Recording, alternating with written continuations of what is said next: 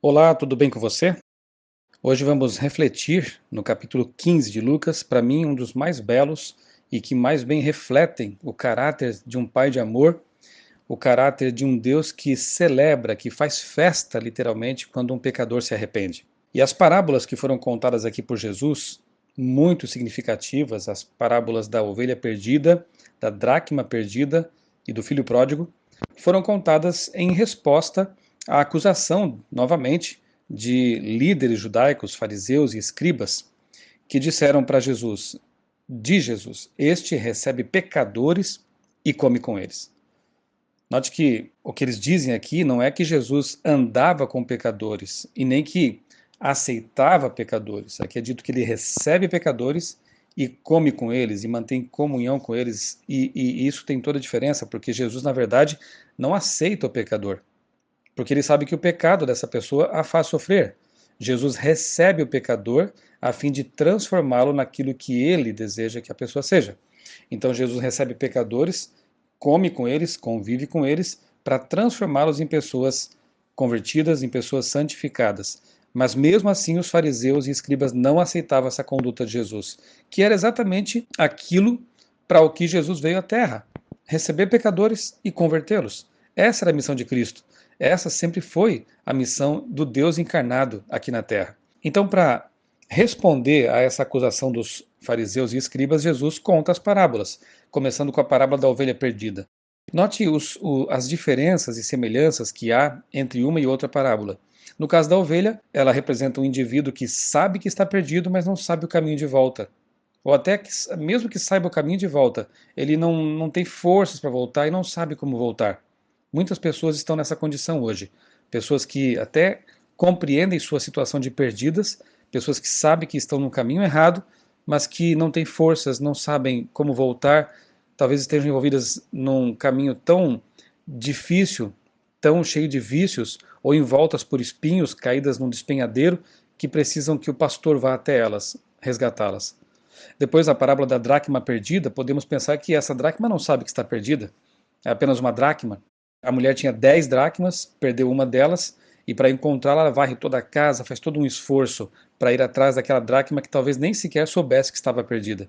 E finalmente, na parábola do filho pródigo, encontramos aqui um personagem que sabe que está perdido, sabe como voltar, mas reluta, finalmente voltando, mas se achando indigno do pai. Vamos aqui detalhar alguns pontos dessas parábolas que são tão ricas, que são tão profundas, né? E que revelam, como eu disse, tão bem o caráter do pai. Especialmente a parábola do filho pródigo. Para mim, é uma das passagens bíblicas que mais bem expressam o caráter de um pai de amor, aquele que está disposto a receber de volta o filho que esbanjou sua herança, o filho que desprezou a casa paterna. Mas comecemos pela primeira parábola da ovelha perdida. 100 ovelhas ele tinha, perdeu uma delas. Deixa as 99 no aprisco, seguras, e vai em busca daquela que se perdeu. Deus se preocupa com cada pessoa, e ainda que fosse para salvar apenas um pecador, ele teria vindo à terra e morrido por essa pessoa. É o que a parábola nos mostra. Achando a ovelha perdida, põe-na nos ombros, cheio de alegria, cheio de júbilo. E é dito aqui no fim dessa parábola que haverá maior júbilo no céu por um pecador que se arrepende do que por 99 justos que não necessitam de arrependimento. Você percebe o recado claro aqui aos escribas e fariseus? Depois, na parábola da dracma perdida, como eu disse, a mulher que perdeu aquela dracma varre a casa, procura diligentemente até encontrar a dracma que nem sequer sabia que estava perdida. Estava coberta pela poeira, pelas coisas ruins deste mundo. E a mulher, então, que representa aqui Deus, varre a sujeira, purifica tudo aquilo e toma de volta a moeda. Note, a moeda não perde o valor porque estava coberta pela pó, pela sujeira. Ela continua tendo valor, apenas estava oculta pela sujeira. Toda pessoa, todo ser humano, por mais miserável que pareça aos olhos de outras pessoas, ele tem valor infinito aos olhos do céu. E Deus procura fazer de tudo para restaurar essa pessoa à sua condição de imagem e semelhança dele. E de novo a parábola termina dizendo: há júbilo diante dos anjos de Deus por um pecador que se arrepende. Você percebe a alegria de Deus em salvar um pecador? E a última parábola da sequência de três, a do filho pródigo, daquele que sabe que está perdido, sabe como voltar, mas reluta por sua condição de miserabilidade. Primeiramente, a gente vê aqui que o filho ele cometeu um desrespeito muito grande para com o pai. Ele pediu a herança dele com o pai ainda em vida, desprezando completamente seu pai, a sua casa, aquilo que ele tinha ali. E ele vai então para o mundo, como se diz, para as práticas pecaminosas do mundo. Ele se entrega à bebedeira, à prostituição e vai esbanjando o dinheiro. Até que o dinheiro acaba, ele acaba trabalhando para um criador de porcos, para um judeu, uma coisa das coisas mais humilhantes que se possa imaginar, criar porcos e comer a comida desses porcos. Nesse momento ele cai em si. Infelizmente, muitas pessoas têm que sofrer na vida, têm que chegar ao fundo do poço para se dar conta de que precisam de Deus, de que precisam voltar, de que precisam do perdão divino. É uma pena que para muitos tenha que ser dessa forma.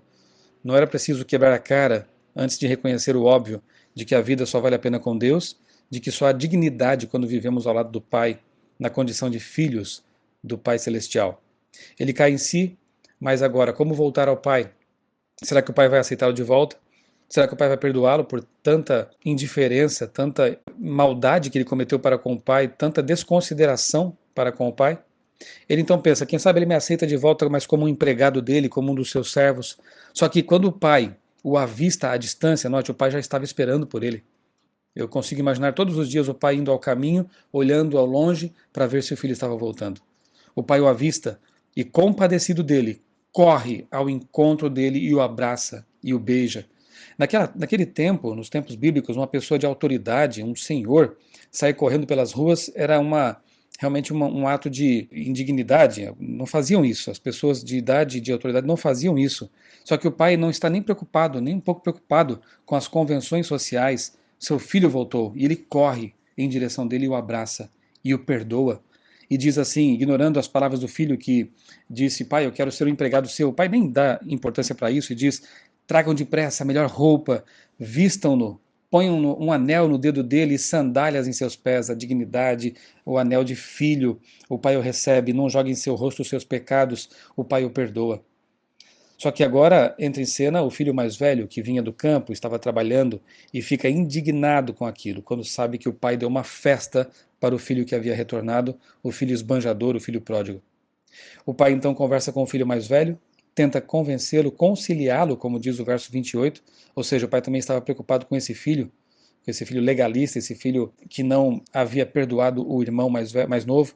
Vindo, porém, esse teu filho, veja, o filho mais velho nem sequer reconhece que é irmão daquele homem, daquele rapaz.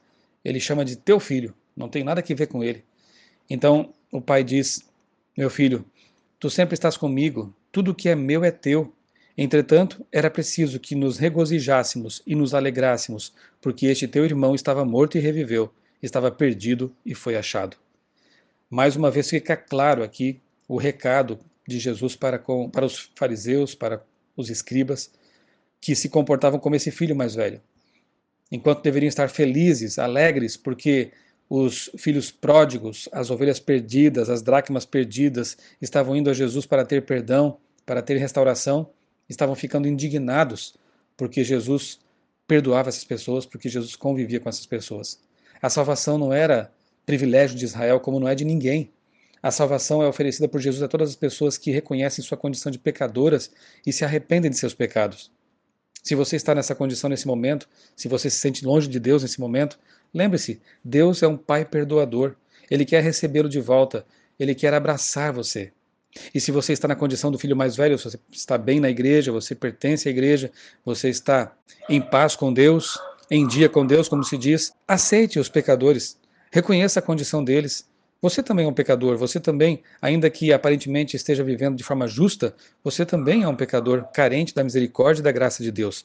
Possamos manter na igreja um ambiente conciliador, perdoador, misericordioso e agir como nosso Pai Celestial age conosco, como um Pai de amor, que nos recebe, nos abençoa, nos abraça, nos beija, para transformar-nos naquilo que Ele deseja que sejamos. Eu sou o pastor Michelson Borges, desejo a você um dia abençoado na companhia desse Pai maravilhoso que é o nosso Deus.